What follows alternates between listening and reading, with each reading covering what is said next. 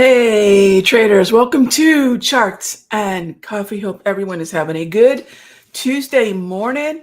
We had a bank holiday affected trading session on Veterans Day, and we saw a lot of the way in which price action basically just meandered after Europe and the UK closed. And that's not uncommon when we have bank holidays. It's just fewer eyes on the market, fewer dollars flowing in or out of anywhere. So today really is, in many ways, at least for North America, the open of the week. And now we'll get better participation. Now we'll have more eyes, more flow. And what is it that we're going to be contending with as we go through today? At 10 a.m., right after the clearing, we have FOMC member Waller. This is going to be the first of 7.2 million FOMC events this week. It is nonstop. They won't shut up. It's constant. So make sure you keep an eye on the economic calendar. We have 3 today alone: 10 a.m., 10:15 a.m., 2 p.m. No, sorry, 5, but 2 of them are after the bell. Harker and Barker, to 5 FOMC speakers. This is how much it hurts them when they have to go into that self-imposed blackout period before the decision on rates. But nonetheless, here's what is important about the constant FOMC speak. You go into Wednesday. Here's 4, just back to back. We go into Thursday. You get some actual data. We have Powell on Thursday. That's and the last hour of the day. That could be interesting, not only for the Thursday close, but for the Friday open. Now, why do we care? Right? Let's get to it. Why does it matter? And why do so many of them have to be speaking? Well, the main thing is this. This is how I measure each one of those events, because frankly, who knows what the heck they're saying all the time. I have no doubt these are intelligent people, but as far as messaging something clearly, I'm not always sure what they want to say. So we use our magic decoder ring, and that is the target rate probability graph from the CME. This is a great way to understand, right? There's a Andrew Bustamante. I think I've talked about it in the room. He is a former CIA agent, and he has an amazing discussion, and he's done it many times on many podcasts, of perception, right, versus perspective. And if you've never looked at that, check that out, because that is really the key to successful trading. Perception versus perspective. Anyway, the best way to understand what's being communicated is how it's being understood. And this is the best way to do it. So if I take a look at the December 18 target rate probabilities, it's not a coin toss. It's not as if it's 50-50 hold or cut, but it's not as overwhelmingly certain that we're going to cut. And you might say, Rog, is there a line in the sand where once we cross over a certain threshold that we could say something is fully discounted? Usually, experience has shown me over 80% is where that quote unquote fully discounted sits. So we're still 15% shy. The more that these two columns are equal, the more uncertainty there is about a hold or a cut. The more the 425 to 450 column increases in size, that's where we know we have the cut planned for December, which will be the 3rd meeting that the Federal Reserve has chosen to reduce rates. There's a lot of discussion about what will they do, what will happen then, and every now and then, again, perception versus perspective. It's not my job to judge the Federal Reserve. It's not my job to play Powell in my fantasy football stock market game, which is what a lot of people unfortunately do. My job is just to measure what he says, somehow decode it into actionable ideas, knowing that lower rates favor higher highs in the stock market. And we're still in this higher high mode. So there's a lot of things we can do to measure where the highest probability of price action will be, meaning, should we be buyers on dips? Should we be focused on choppy market, oversold? I mean, what is it? We want to be focused on buy the dip, gang. It's been that way all year long, with the exception of 3 particularly decent pullbacks, 5 to 10%, right? We use our sanity check. We had some good pullbacks of about 5 to 10%. For the most part, this has been an account growth year, period. And then we're going into the window dressing. So do you think there's any money managers out there when they're getting their final report card out, right? Their final statement and holdings and whatnot to their investors, to their clients, do you think they want to show that they're not long the stock market in a meaningful way, especially in things that carry the recency bias of doing well in the fourth quarter? Of course they want to. They want to keep those clients, and those clients want to see that whoever's managing their money has got their pulse on the market. And one way to show that is say, see, I've got you in Tesla, but no, don't worry, I don't have you in healthcare. All right, see, I've got you in the equity markets. No, we're not hiding out in bonds. Don't you see those are moving lower? Whatever it may be. But they're trying to show that they've got a pulse on what's going on. And window dressing is real. And we're about to embark on about the next 4 to 5 weeks of what will be a slow flow. I think steady flow. It's not sudden necessarily. It's not just the Santa rally, gang. I think a lot of times Santa rally and window dressing are not the same thing. Santa rally could be a piece of window dressing, but the larger thing happening will be window dressing. All right, that said, where will the window dressing happen? It will happen in stocks, especially stocks that are doing well in Q4. All right, so with that being said, let's get to some questions. All right, Bob's got an interesting one here for us. Would I rather be in Disney? Okay, let's see. Would I rather be in Disney at $100 or Starbucks at $100 or both? Okay, Bob, I don't think I've ever had a question like that before. I love it. So we're going to go back to what we always do. Structure dictates strategy. So the structure in Disney is in an uptrend.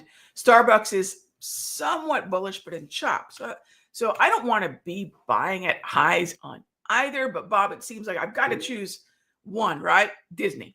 It's got to be Disney.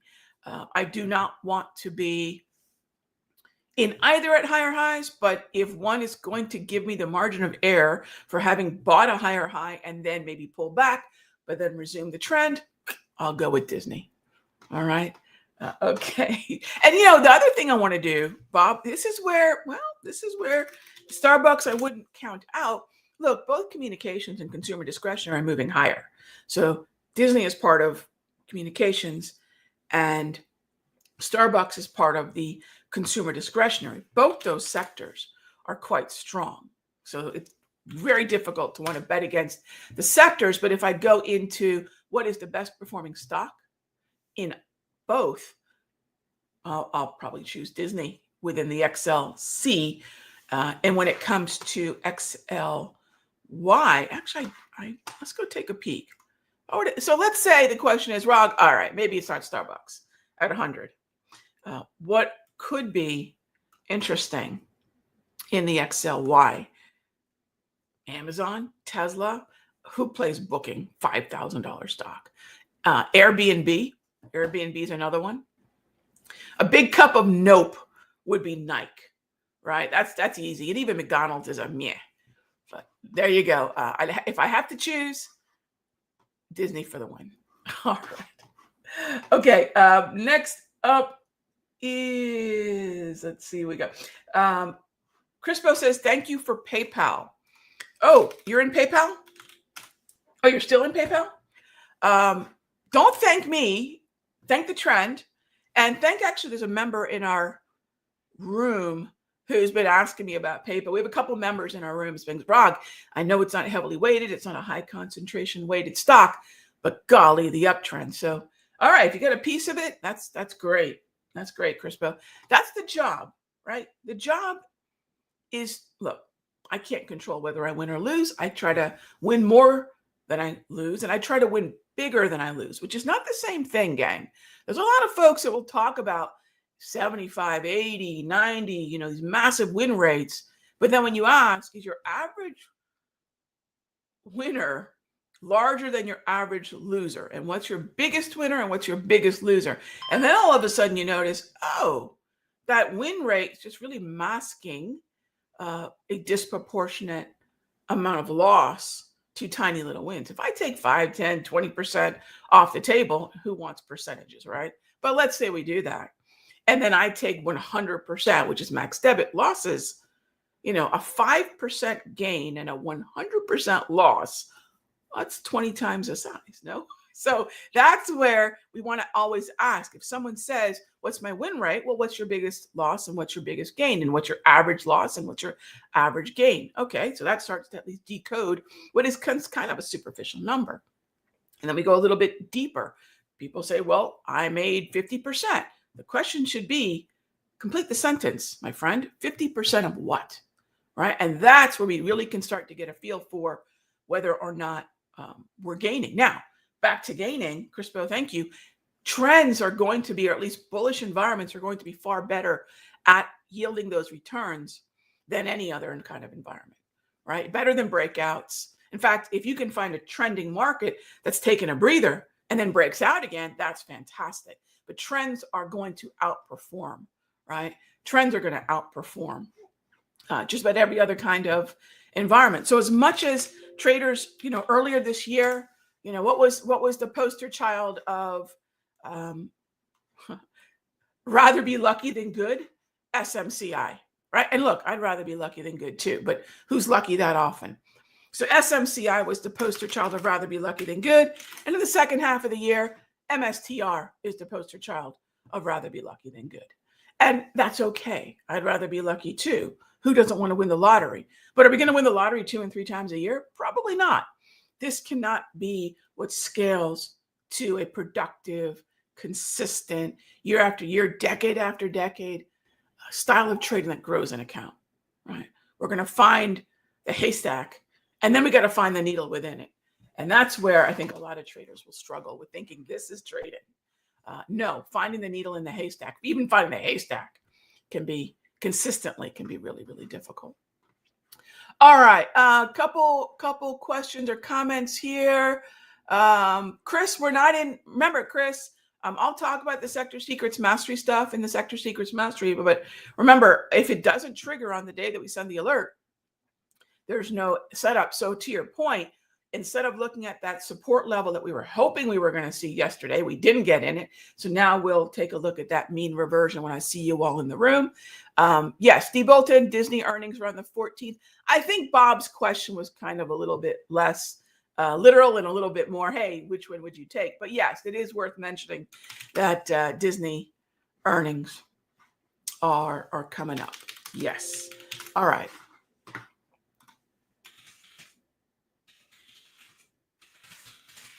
All right. Next up is Mike asks, could it be window dressing not only for Q4 stocks, but also stocks since the beginning of the year?